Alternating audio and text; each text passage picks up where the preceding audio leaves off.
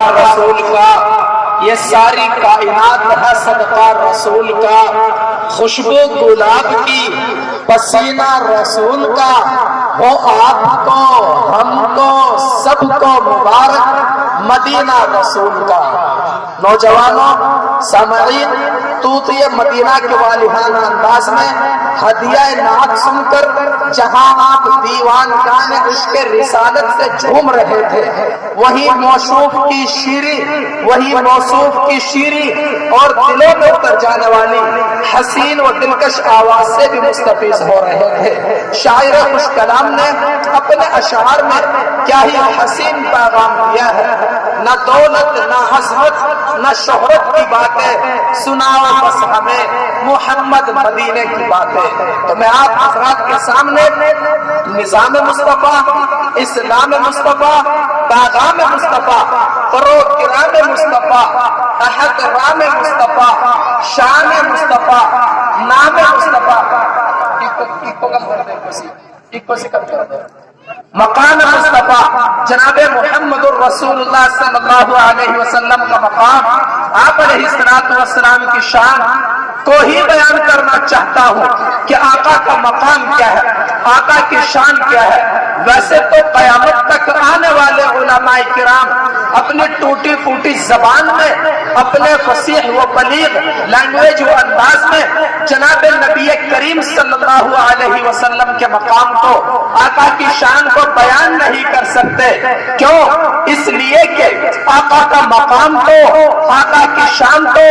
آقا کا مالک ہی، حضور کا خالق ہی، حضور کا پیدا کرنے والا ہی جانتا ہے کہ آقا کا مقام کیا ہے، آقا کی شان کیا ہے۔ آقا کے مقام کے متعلق اللہ رب العزت نے اپنے کلام میں ارشاد فرمایا، وَرَفَعْنَا لَكَ ذِكْرَكَ، اے محمد ہم نے تمہارے نام کو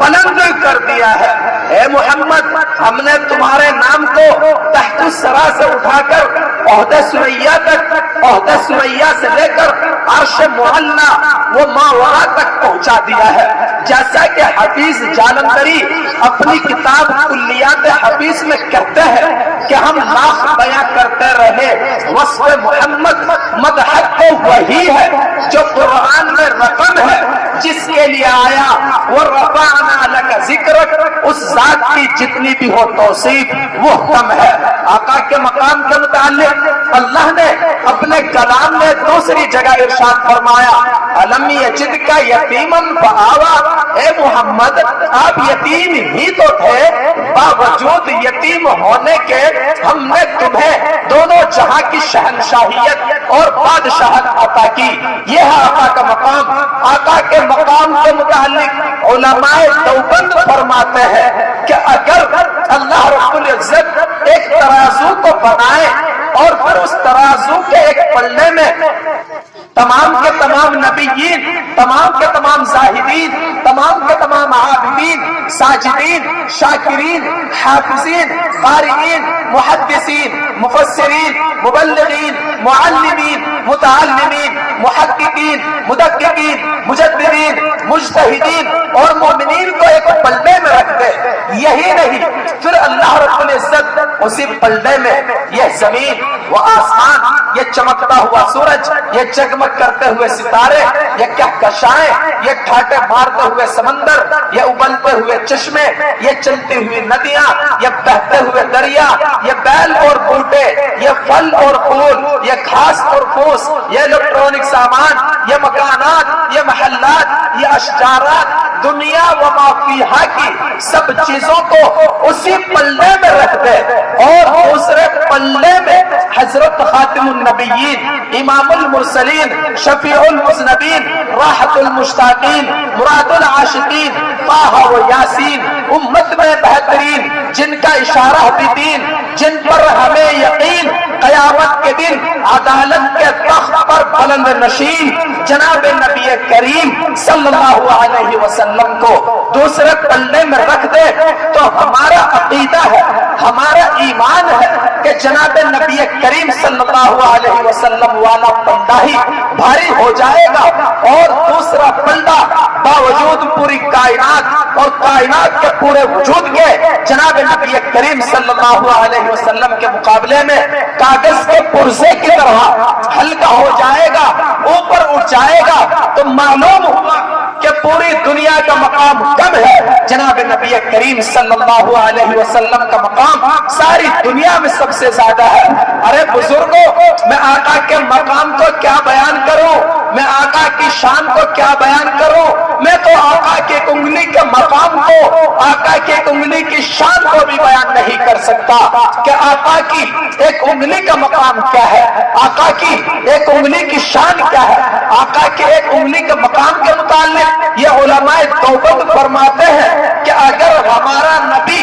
زمین پر اپنی انگلی سے چاند کی طرف آسمان کو اشارہ کرے تو آپ علیہ السلام کی انگلی کے اشارے سے آسمان میں چاند کے دو ٹکڑے ہو جائے، یہ آقا کی انگلی کا مقام۔ ہمارا نبی زمین پر اپنی انگلی سے بادلوں کی طرف اشارہ کرے تو آپ علیہ السلام کے انگلی کے اشارے سے بادلوں سے رم جھم بے وقت اور بے موسم بارش کی برسات شروع ہو جائے۔ ہمارا نبی اپنی انگلی ایک بوڑھی بکری کے تھنوں پر لگا دے مدتوں سے، جس کے تھنوں میں دودھ سوکھ گیا تھا، آپ علیہ السلام کی انگلی کے لگنے کی برکت سے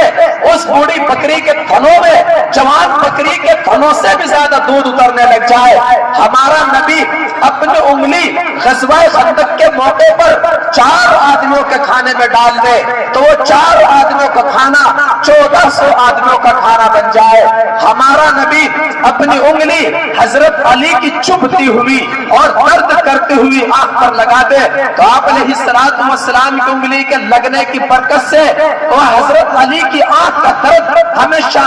کے لیے ختم ہو جائے۔ ہمارا نبی غزوہ بدر کے موقع پر اپنے ہاتھ آسمان کی طرف اٹھائے تو آپ علیہ السلام کے ہاتھ اٹھانے کی برکت سے ساری دنیا میں اسلام کے فتح و نصرت کے جھنڈے لہرائے۔ ہمارا نبی کل قیامت کے دن جب جنت کے دروازوں کی طرف اپنی انگلی سے اشارہ کریں گے تو آپ علیہ السلام کی انگلی کے اشارے سے جنت کے تمام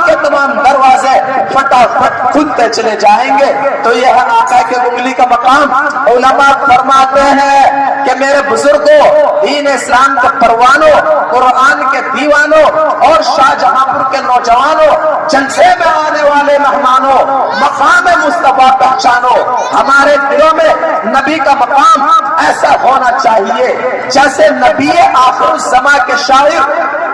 شاعرین ماہر، صحابہ کے سامنے ظاہر، نبی کا دیوانہ، مصطفیٰ کا پروانہ، توحید کا فرزانہ، غیر سے بیگانہ، نبی آخر الزماں کی زبان، فیض ترجمان، نوجوان شاعر اسلام حضرت حسان بن ثابت رضی اللہ تعالی عنہ کے دل میں تھا۔ حضرت حسان بن ثابت رضی اللہ عنہ آقا کے مقام کو بیان کرتے ہوئے کہتے ہیں وَأَحْسَنَ مِنْكَ لَمْ تَرَ قَطُّ عَيْنِي وَأَجْمَلَ مِنْكَ لَمْ تَلِدِ النِّسَاءُ خُلِقْتَ مُبَرَّأً مِنْ كُلِّ عَيْبٍ قَدْ خُلِقْتَ كَأَنَّمَا تَشَاءُ کہ اے محمد یقیناً ہم میں سے کوئی چھوٹا ہے تو کوئی بڑا، کوئی کالا ہے تو کوئی گورا، کوئی سونکا ہے تو کوئی اندھا، کوئی لنگڑا ہے تو کوئی لنجا، لیکن آپ جیسا حسین بچہ دنیا کی کسی آنکھ نے دیکھا نہیں، اور آپ جیسا خوبصورت بچہ قیامت تک آنے والی تمام کی تمام عورتیں پیدا کرنے سے عاجز اور قاصر ہو گئی۔ اور اے محمد میں یقیناً دعوے سے کہتا ہوں کہ آپ حسین ہیں، جمیل ہے، دل نشین ہے، نازنین ہے، بہترین ہے، بالیقین ہے، گویا کہ آپ محبوب رب العالمین ہے۔ اور اے محمد میں یقیناً دعوے سے کہتا ہوں کہ جب آپ پہاڑوں کے اوپر سے چلتے ہیں تو پہاڑوں کا ہر ایک پتھر کا ہر ایک ذرہ آپ کی محبت کا اعلان کرتا چلا جاتا ہے۔ محمد کی آمد بشیرن نذیرا، صلو علیہ کثیرن کثیرا، محمد کے نقش قدم پر چلے جو تو وہ دونوں عالم میں خطر ہو، ہے مسلمان کو تکیہ شفاعت پہ جن کی، درود و سلام ان پہ آٹھوں پہر ہو۔ اب بغیر کسی تاخیر کے پروگرام کی کارروائی کو آگے بڑھاتے ہوئے درخواست کرتے ہیں شفیق المسلمین جناب حضرت مولانا مفتی محمد وسیم صاحب سے کہ وہ تشریف لائیں اور اپنے خطاب سے سامعین کو مستفیض فرمائے۔ سامعین سے بھی درخواست ہے کہ دائیں اور بائیں مہمان و میزبان جو ادھر ادھر ٹہل رہے ہیں عذرا کرم وہ فوراً بغیر کسی تاخیر کے جلسگاہ میں آ جائیں اور اپنے بڑوں کی باتوں کو سماعت فرمائیں۔ دیوبند سے انابت اللہ جناب حضرت قاری ولی اللہ صاحب محتمی مدنی دارالعلوم بحمداللہ وہ تشریف فرما ہے، بس ان کے بعد ان کا بیان ہوگا اور اسی مجلس کا شاید جلدی اختتام ہو جائے گا، لہٰذا سبھی سے درخواست ہے کہ فوراً جلسگاہ میں